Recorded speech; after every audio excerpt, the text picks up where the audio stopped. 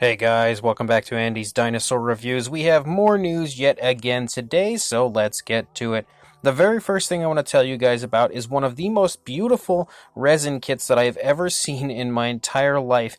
As you can see, this is titled Rose, and she is a nesting Ceratosaurus, and man, is this thing beautiful. Not just the sculpt of the Ceratosaurus, that's incredible enough, but just generally like the scene that it is portraying with a nesting Ceratosaurus is so insanely cool.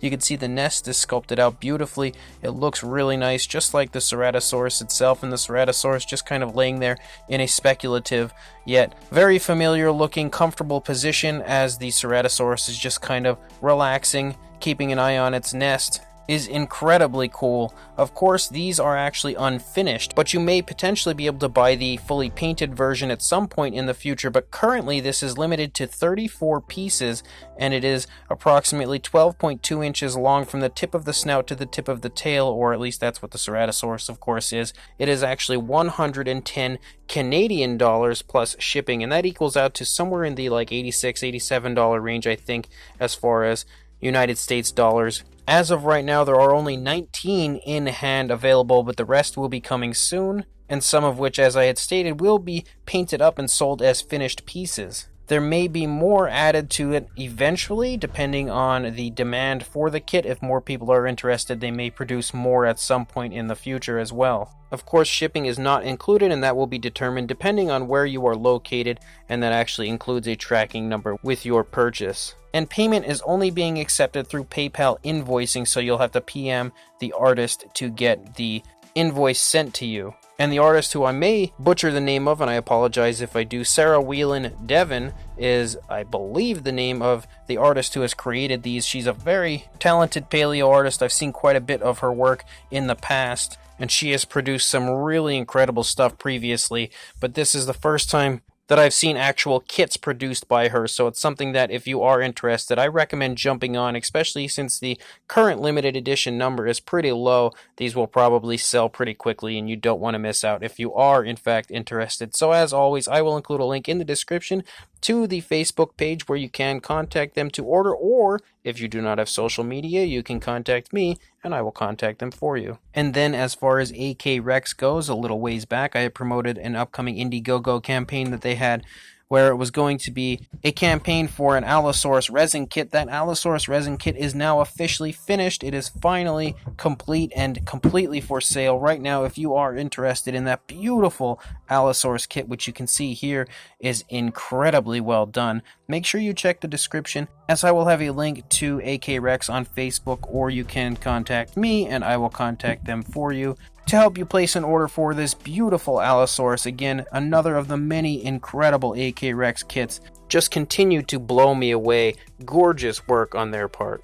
And then as far as Wild Past goes, we finally have some news from them. You can see we have some images of the Tethys Hadros, the two different versions. There is a couple of Tethys Hadros, and these are actually thanks to Paleo Nerd, who had shared these images on Facebook, and that's where I found them, so a huge thank you goes out to them. But you can see that these look incredible, and detail-wise, these are so much better than what we had seen previously on their Protoceratops, which I actually loved the Protoceratops from Wild Past, but it's impressive beyond belief how much more detail is now included in both the figures and the base. A lot of really nice upgrades, I would say, as far as the overall quality of the figures into these ones here.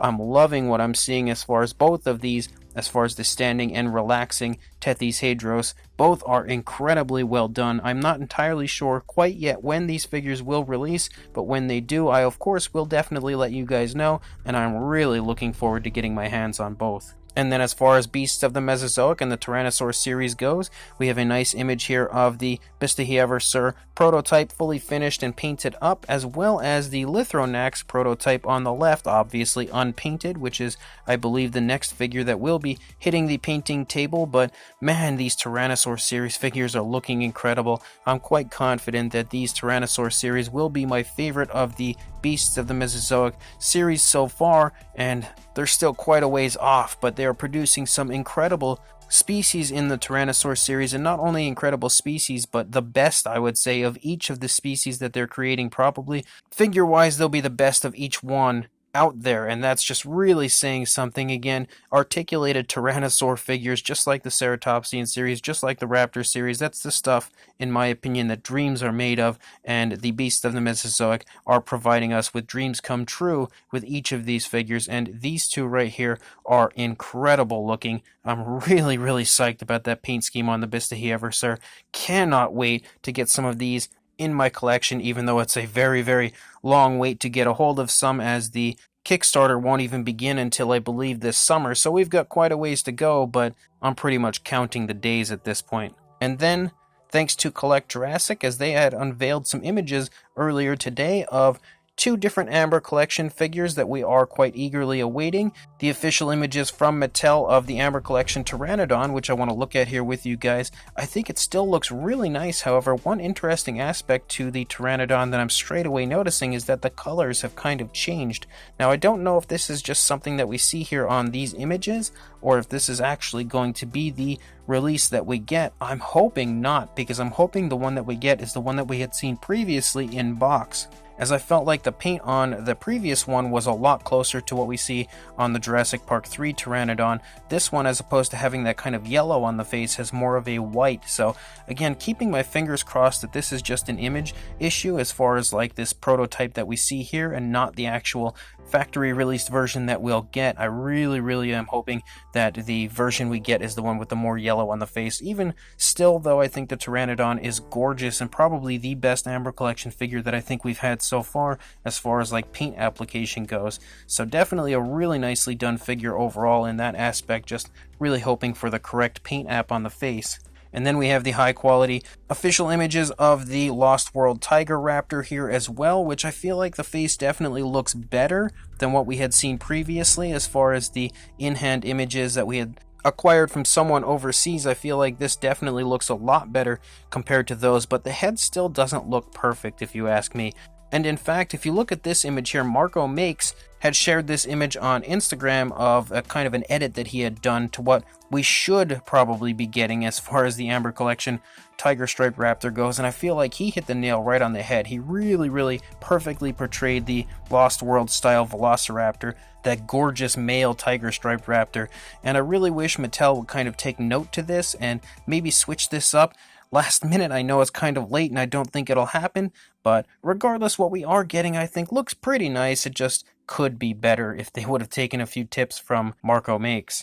And one interesting aspect that was actually unveiled earlier today by Target and Jurassic Outpost is the fact that these Amber Collection figures here will be exclusive in store anyway to Target here in the United States. Now, this doesn't necessarily mean that other parts of the world will not be able to get a hold of them. I've seen a lot of people today complaining about the fact that they're exclusive to Target. Well, a lot of figures are sometimes exclusive to Target here in the United States, like the Brachiosaurus, but that doesn't mean that other countries are not going to get them as well. So I wouldn't go crazy quite yet, as I would say there's probably still a pretty good chance that these figures would still hit other places. And I know they're on numerous online retailers in the United States already as far as pre-orders go, like Movies Unlimited and Big Bad Toy Store.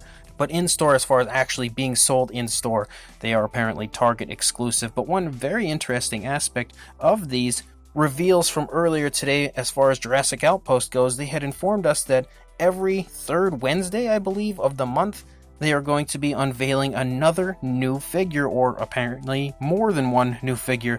As you can see here, it gives us some dates and kind of a hint as to what we're going to be seeing unveiled on those days. So we'll have a lot of really cool reveals as far as Jurassic figures coming. And one thing that I'm really loving is the fact that I see a lot of Legacy Collection on these images, stating that we are going to be getting a ton as far as that goes, even more Amber Collection and Camp Cretaceous stuff. So a lot of really cool stuff will be revealed to us soon, and obviously will be showing up in store not long after, and even a new Funko Pop item as far as a Jurassic figure goes.